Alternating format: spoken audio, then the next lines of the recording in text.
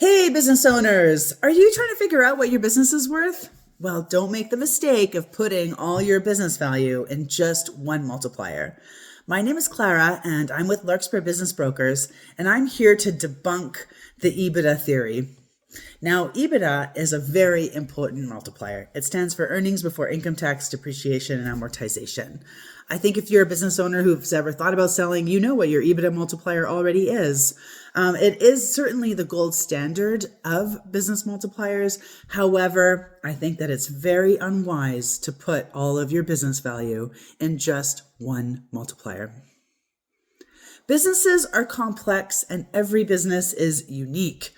That's why it's important to look at different valuation techniques to get a complete picture of what your business is really worth. So one of those techniques would be using a market comparison.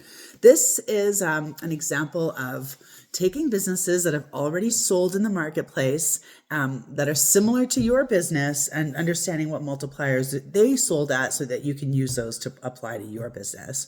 I mean, it can be a really great tool, but it's also really challenging to find an exact business like yours, but at least it's a great start, a great starting point.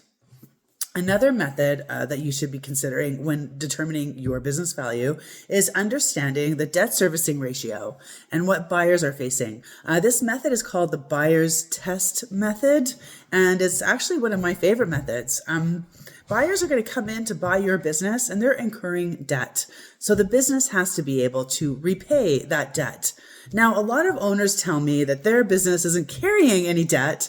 And as much as I want to give kudos to all of you business owners out there who have been fiscally responsible and have paid down your debt, that puts your business in really strong position. But however, the buyer is going to be incurring debt, new debt that it's going to have to pay. So these debt payments, they come out weekly, bi-weekly, monthly. It's a pretty huge financial commitment for the business to be able to service its debt.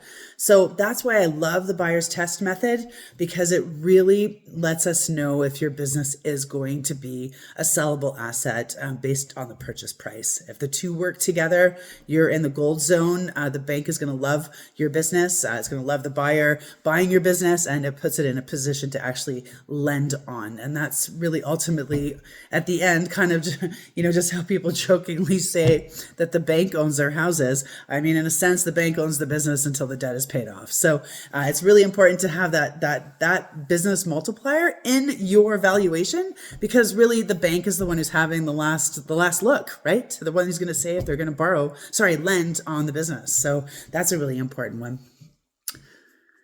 So to get an accurate valuation, you need a much more comprehensive approach than just using one multiplier.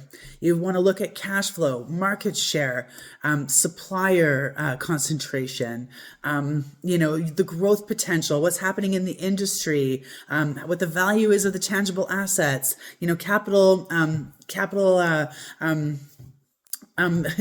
capital, I just forgot what it's called, and I'm gonna have to pause the video. I almost got it in one take. But yeah, if you have to reinvest capital into the business to replace the machinery, that's gonna be incorporated in a business valuation. So basically, by using many methods of business value, you're going to come out with a comprehensive business value. Now, why is this so important? I know I already talked about the bank, but having a comprehensive business valuation is so important for you when you are, for you as the seller, for when you're justifying your purchase price to the buyer. The buyer is always going to ask, how did you come up with your purchase price? And now you have a definitive document describing and explaining exactly how you came up with the purchase price.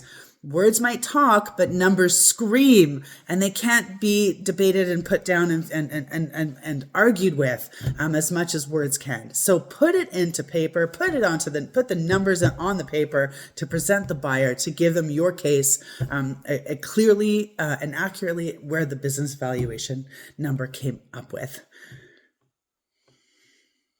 Thank you so much. I hope you found some value in this video. If you would like to know more about what your business is worth, I have a really great program right now that I'm offering absolutely free to business owners like you. It's called the Value Acceleration Calculator by the Business Succession Group. This VAC tool will help identify where your business value lies, what the probable price, what the probable sale of your business is, and where it could be in 3 years if you made a few tweaks. Now, this is a free consultation to business owners. If you want to know more, just go to Larkspur Business Brokers and click the link below, and we'll get you over to some more information. I'm going to